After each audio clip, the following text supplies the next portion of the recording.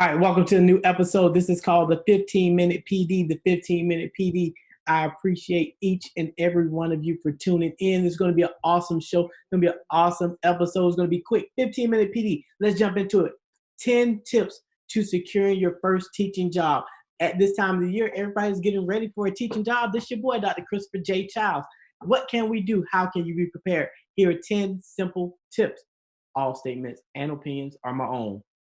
Thumbs up is for my lawyers. We're going to focus on the essential strategies for one to obtain their first job. So you're job seeking. You're finally about to enter the #1 field in the world. There's a great book, shameless plug, 1 minute.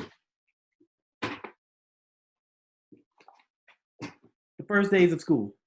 This book, some things are actually antiquated, but I still tell everyone to get this book. The First Days of School is just a classic. It's one of those books you just keep on the mantelpiece that you have. So you want to be a teacher. You want to be an educator. You're about to embark upon the best field career job choice in the world. Here are 10 essential tips to get you started. Number 1, do not wait. The earlier you can start to apply for a job, the better. Do not wait till the last minute. The cream of the crop jobs start first. When you're getting a job right before school starts, typically something happened. Maybe they got an extra budget with some budgetary funds, which is good. Sometimes someone just quit, or just like, we need a warm body. If you have to take a job, then you take it. But ideally, you want to start in the job search process early. That way you can navigate what type of position are you looking for. Are there any available? Do you meet the job qualifications? If you don't meet the qualifications, what can you do to better prepare yourself for the job? Tip number two, if you can, right now, unfortunately, we're in a situation most schools are closed for the year. But I always recommend, if you want to be an educator, first, you need to be a substitute teacher. For me, I got my career start in substitute teaching. I graduated in December. I was a substitute teacher from January to the end of that school year, which would be May down in Florida. Substitute teaching made me who I am, the person I am today. I learned a lot of my classroom management, my skills from substitute teaching, because every day was a different environment. So if you can, right now in 2020, we're dealing with the coronavirus, so you can't substitute teach.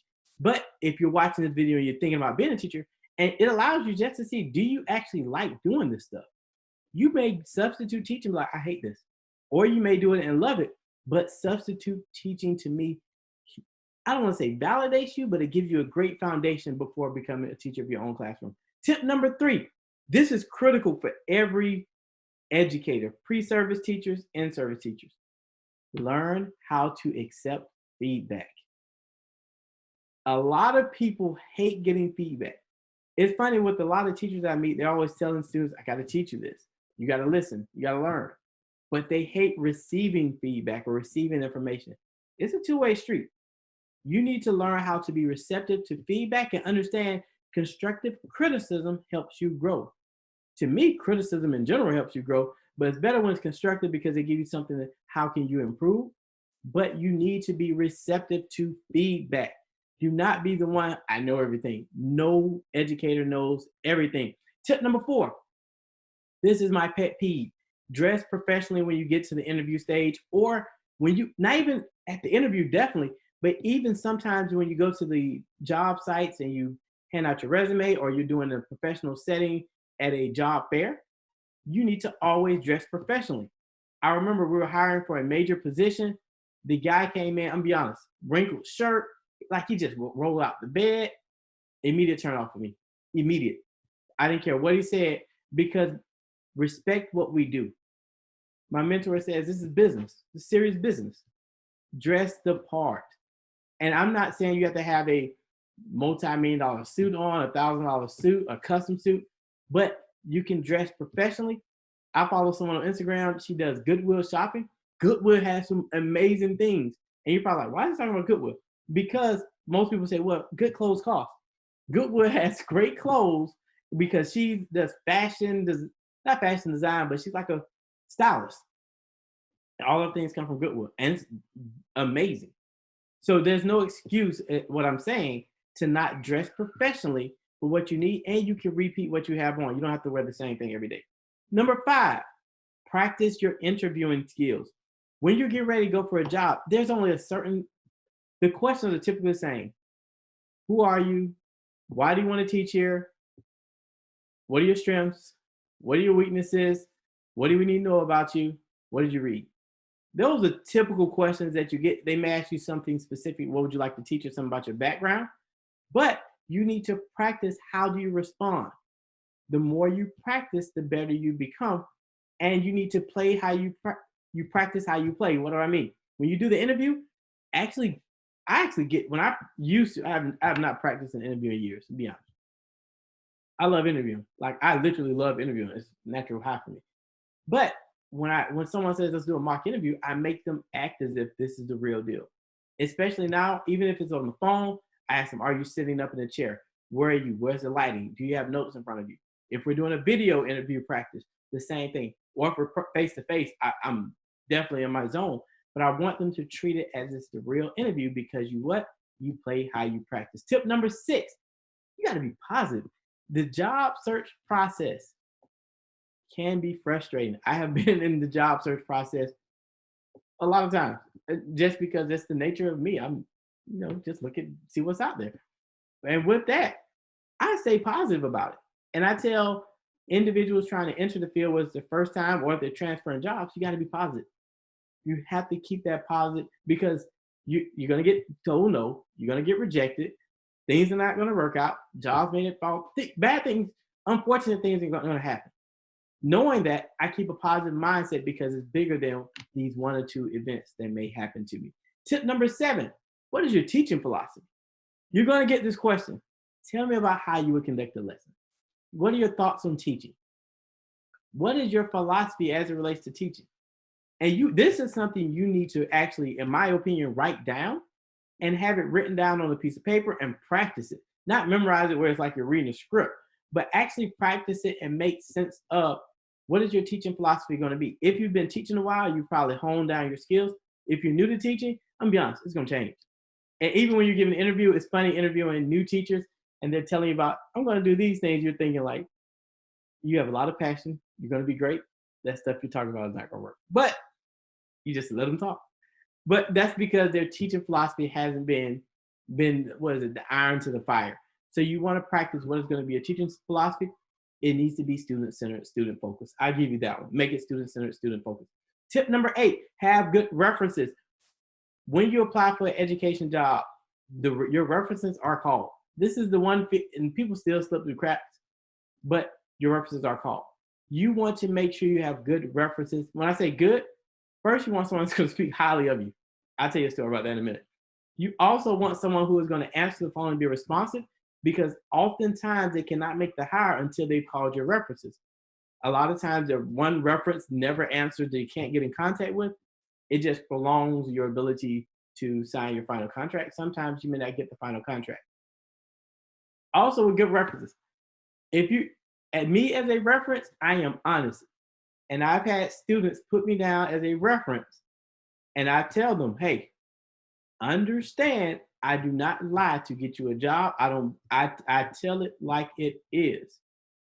Understand that if you want me to be a reference.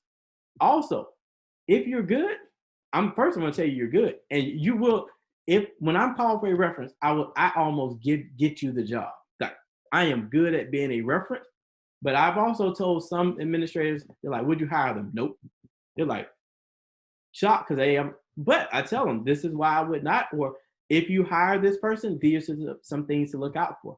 Because I value who I am as a person and as a reference. So I want to have credibility with administrators. And a lot of them I actually know in the field. And some administrators are like, Chris, if you say yes, we hire. If you say no, we won't.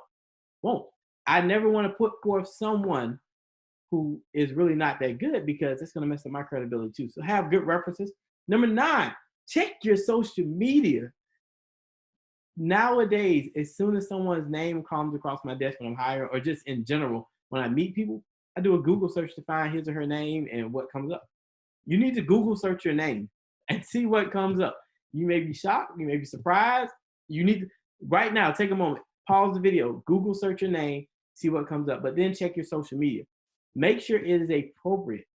A lot of teachers get mad because I want to live my social life. I want to have fun. I should be able to. You cannot post certain things. Some teachers get away. They have a personal account and then a professional account, which is great. But I found a lot of people have these professional accounts, which are great. Their personal account, some way or somehow, always get found, and there's a lot of inappropriate things on there. So my recommendation is, I know you want to have your fun and do stuff, but still think this is your job, this is your career. If it gets public, you can't be mad at anyone but yourself once you post it. For me, I only have professional accounts. As much as I want to have like a fun personal page, I treat my personal pages as professional accounts.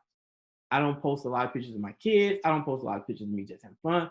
I just don't. That's just for me and what I do. I just try to delineate myself on social media, because even though it may be a personal Facebook page, if I post it, it's public at that point.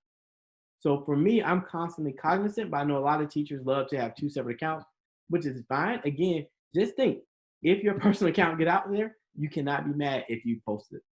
Number 10, everyone should be growing. You should learn something new every single day. What are you doing to grow and learn more? I read at least 20 to 30 minutes every single day, something personal or something related to education. And when I say personal, I mean books. I'm not reading like the newspapers, not newspapers, what's the thing? The magazines, the tabloids. I want to constantly challenge myself to learn something new and expand my knowledge base. You can never stop growing. You know, I always have a bonus tip. Even though you're in on a job search, be willing to turn down an offer. You're probably saying, Chris, I need a job. They offered it. I got to take it. You don't have to take every job. You want to make sure two things: a great interviewing committee. Make sure you're a good fit before they extend an offer. But you need to also know if you're a good fit for that job. It's nothing worse than being on a job that you do not like and they don't like you. I've been in situations, jobs I love. I've been in situations like this is the worst experience ever. It will be detrimental to your health when you're in bad situations, because you're going to be stressed, you're going to be tired, you're going to actually just hate being there. So don't be afraid to turn down a job offer. Right now, there are so many different things you can do. And when I say do temporarily until you get the job that you want, you just have to do some odd and end jobs to make ends meet, but don't just take a job for the sake of taking a job. You're gonna waste their time, you're gonna waste your time. Most importantly, you're gonna impact students. You know you're not gonna be there. And I've seen educators at one school, they don't do well. At the next school, they flourish. The same thing, I've seen administrators in one environment, horrible. They do another environment, they're better. That environment matters. So when you're interviewing, you're also interviewing the school. So hopefully those 10 tips help you as you're seeking a job. This is a 15-minute PD. Check out the Inspiring Educators podcast, the #1 podcast in the world, in the universe, in the galaxy, and whatever there is beyond. Question of the day: what is your best tip for securing a teaching job? Post that down in the comments. What is your best tip for securing a teaching job? This has been your boy, Dr. Christopher J. Childs. 15-minute PD. I got it down to 15 minutes exactly for this episode. Holla at your boy. This is what I do. 15-minute PD. All right, that's the 15-minute PD dance. So now, if you're watching this live, it transitions automatically to the Ask the RK Child show. If you're watching the replay, you need to click the link